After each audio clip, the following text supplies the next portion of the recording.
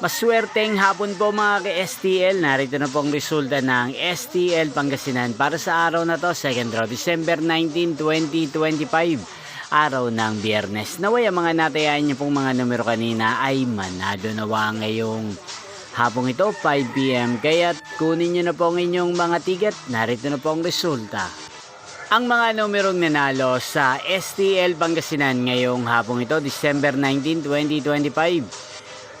5 PM second draw result 32 at 10 in exact order. Again, 32 at 10.